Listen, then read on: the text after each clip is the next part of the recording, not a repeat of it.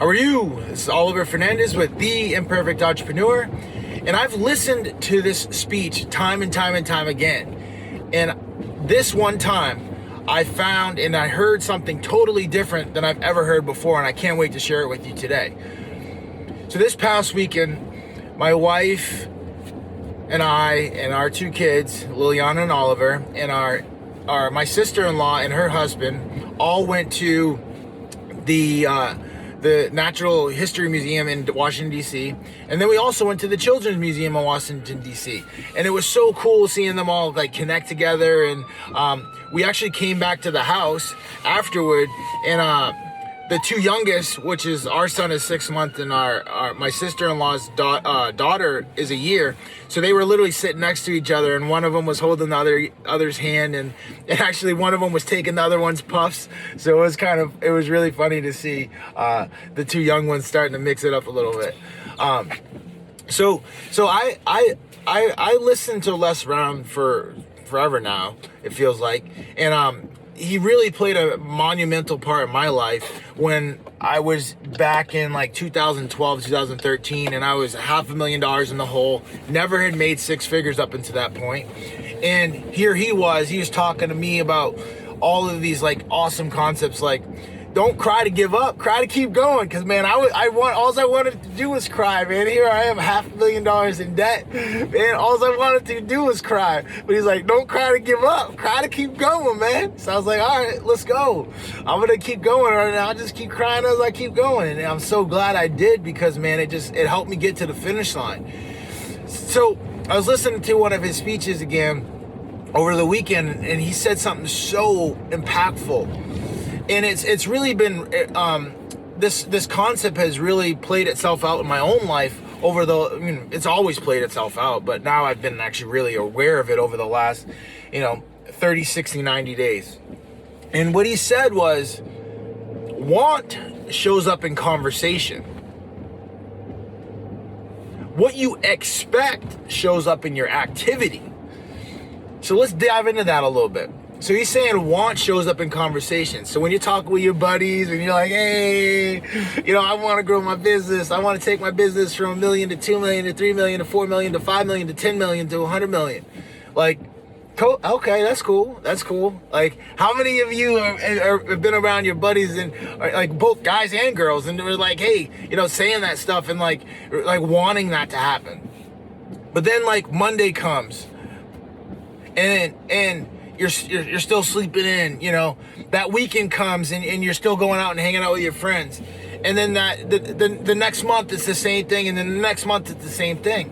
It's like, it's so true. It's like want will come up in the conversation, but expectation comes up in your behavior. If you really want to take your business from $1 to $10 million, like, or $0 to even $1 million, like what's like on that Monday, you'd be on the phones calling. On that Tuesday, you'd be on the phones calling. You'd be doing the things, taking the activities to actually grow your business. And I was, in just a conversation that I had with, my partner up in the flooring store in New Hampshire. We were this was right before we bought our second store.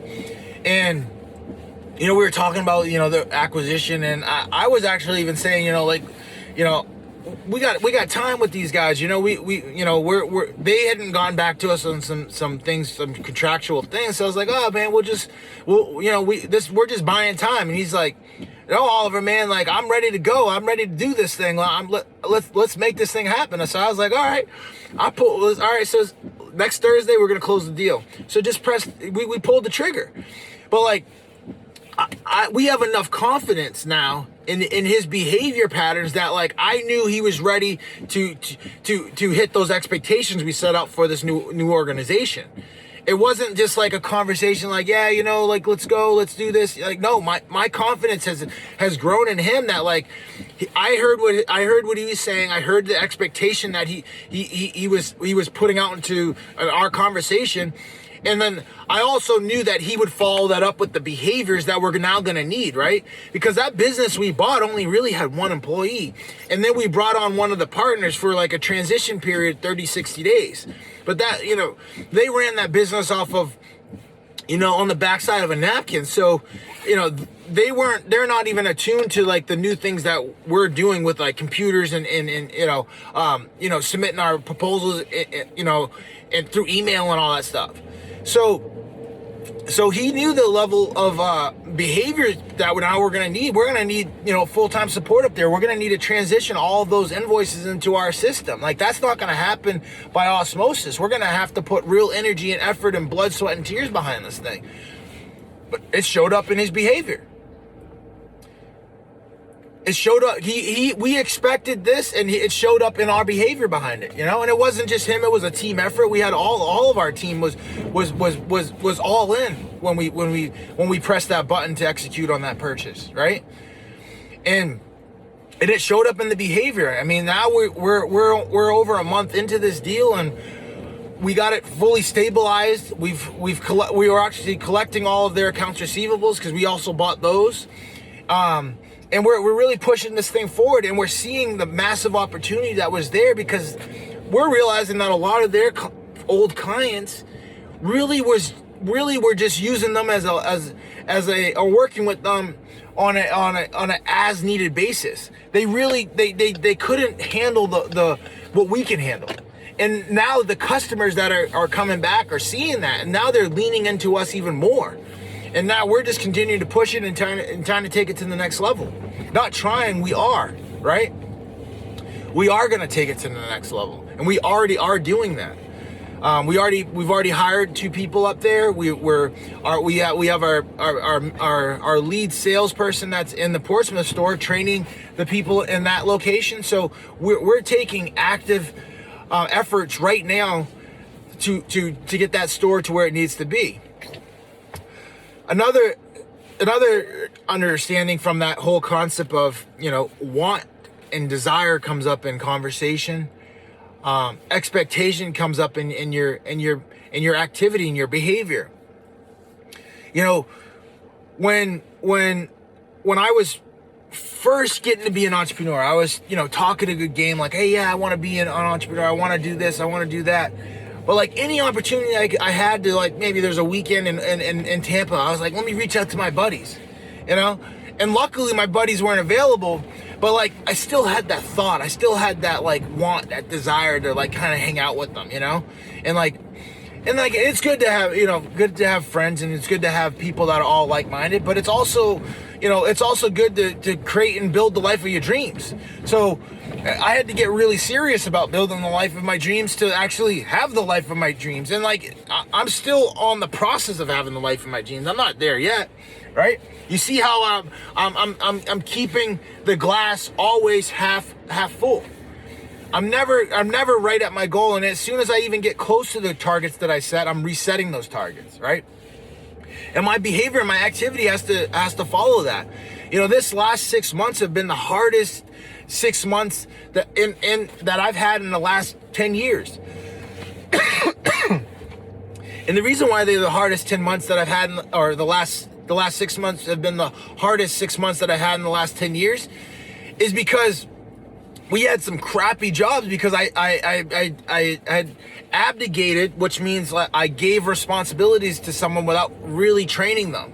And I abdicated some responsibility, and that responsibility that person had was big, and that responsibility has now come back to hurt the organization. And I want to grow this. I want to make this thing happen. I want to create $100 million company. But like, man, if we can't figure this out, and this thing was one of those things that if we didn't figure it out, it would have created a massive ripple effect throughout the organization. So the want was there, but like now my activity had to follow that. My expectations for where I saw the business had to become true. And like we doubled down. Like I doubled down. My behaviors were like grind, because we had to grind to get us out of this situation. We couldn't, jeez. I got a sore throat, and my throat's really hurting me right now.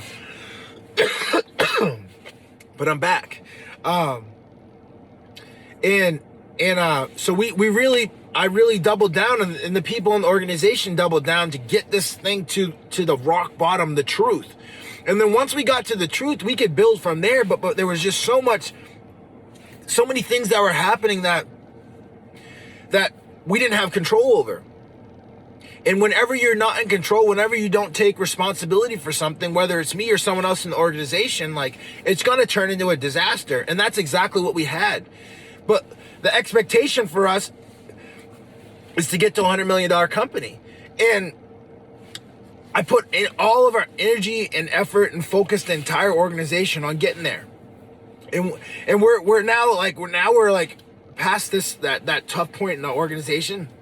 And we're really pushing toward, hitting this new target. And it's fun, it's exciting, and it's not just the conversation with you here. It's not just like talking about it. It's actually setting the expectation and then raising the activity to go hit that expectation. And that's what we all need to do to go out there and build our legacy.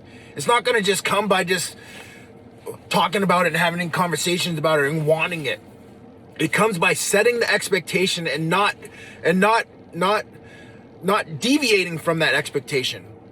Setting that expectation and pushing and driving and collaborating to go hit that expectation. And with that, go out there and continue to build your legacy. Let's roll.